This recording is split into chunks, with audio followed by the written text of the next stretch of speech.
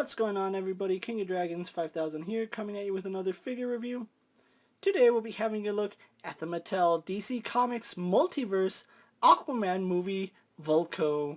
Here you have Vulko in the packaging. What we're going to do now is take a little break, get him opened up, and we'll have a better look at the Amazon exclusive Vulko. So sit tight, everyone. And so here we have Vulko posed and out of the packaging. Before we have a look at the figure, let's take a look at what he comes with.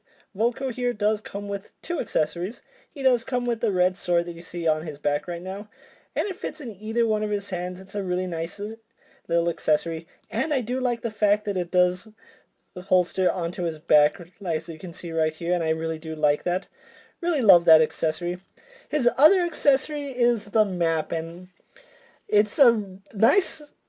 I don't know how to put it, but it looks nice. That's pretty much all I'm going to say, but it's made of paper. Like, that's actual paper. If I were to fold it, you'd see wrinkles. I was hoping this was going to be made out of like a soft plastic, but paper just... it seems lazy. Like, the printing is nice, but why paper? Like, you can see it's already creasing right here on the sides. It's such a terrible accessory that could have been done much better. But anyway, now that we have his accessories out of the way, let's have a better look at Vulko.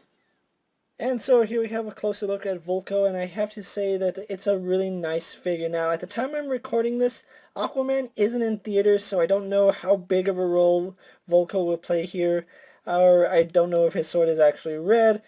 Just at the time I'm recording this, I haven't seen the movie, it's not out in theaters, but I really do love this costume. Now, let's take a look at the face. It's not a perfect likeness to Willem Dafoe, but from some angles, like, especially right there, you can tell it's Willem Dafoe. I don't know, it's something about this angled profile that you can tell it's Willem Dafoe. If Mattel invested in the face printing tech that Hasbro does, they would probably have that looking 100% like Willem Dafoe. I do like his hair. You can see he has his hair tied back in a little bun. It doesn't look like there's any paint on it, and I'm pretty sure that's accurate to how it looks in the movie. And then you can see his scale mail. His armor looks really impressive. One thing I love about the Aquaman Multiverse figures is the amount of detailing that went into each and every single one of them. With the exception of the 2-pack Aquaman, but this is such a nice looking figure. I love the detailing on him. He's molded in this dark blue plastic, and then there's some shades of lighter blue throughout his costume. You can see like the lighter blue reflecting off the dark blue right here. Just looks so nice. We go on to his gauntlets here, and you can see that lighter blue dry brush continued onto his gauntlets right here. I just love the way it reflects in the light.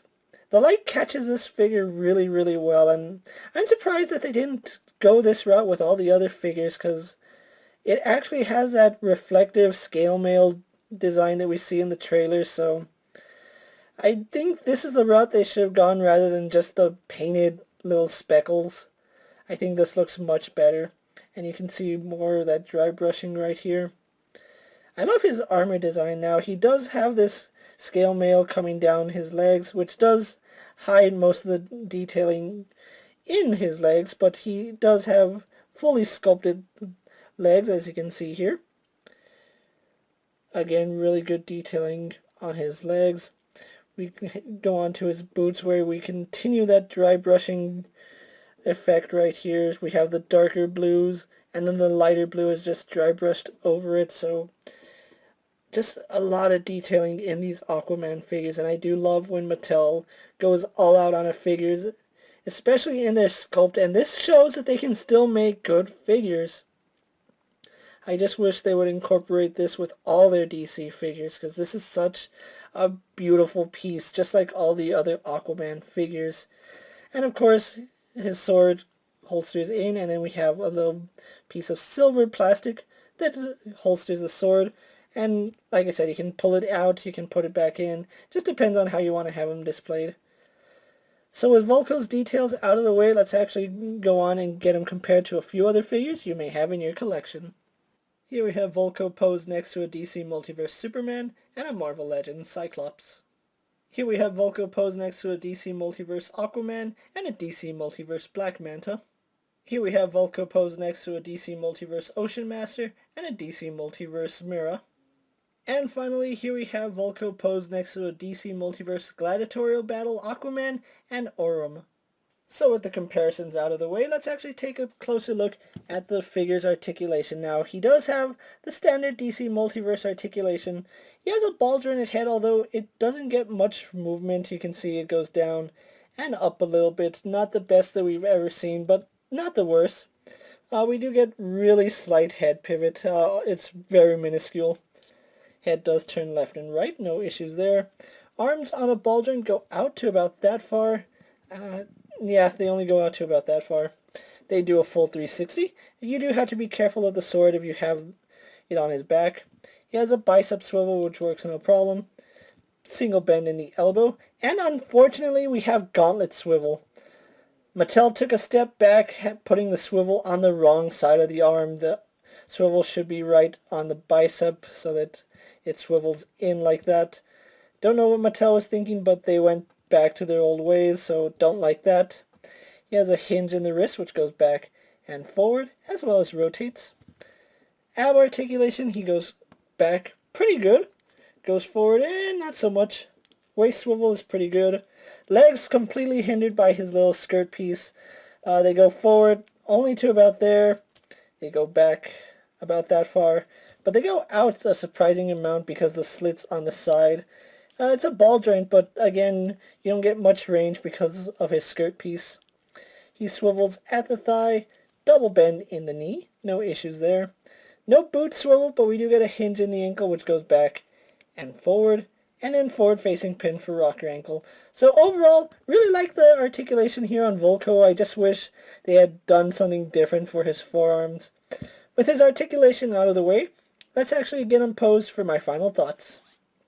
And so here we have Vulko posed for my final thoughts. Overall, I really love the way this figure looks.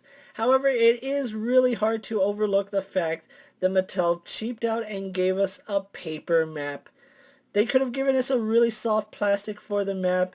Hell, I would have even taken a hard plastic that didn't fold like that, but a paper map seems kind of unacceptable if you ask me. Other than that, I still think this is a really nice figure. The sword, I don't know if it's red in the movie. I haven't seen the movie. It's not out yet. So we'll see if his sword is actually red or if it's another cop-out by Mattel. But other than that, this figure is well detailed. The likeness to Willem Dafoe is there. Not 100%, but if they would just work on their face paint, then I'm pretty sure they can get these movie figures looking just like the actors. Now, if you are looking for Vulko, he is exclusive to Amazon. And he is roughly $19.99 before tax and shipping. So with tax and shipping, he comes out to almost $30, which is quite a bit, but seeing as how he's a nice figure, I think a lot of people will be able to stomach it. If you can get him for sale, I really recommend you do that. Or if you're a big Aquaman fan like I am and looking forward to the movie, you're going to want to have him in your collection. With that being said, guys, I'm KingofDragons 5000. Don't forget to like this video, leave a comment, subscribe to my channel, go check out all my other action figure reviews, as well as all my other DC Multiverse videos. Hopefully you find them informative. As always, if there's a figure you would like to see me review, let me know down in the comments, and if it fits in my collection, I'll definitely have a look at it. Until next time, guys, I'll see you later. Take care, everyone.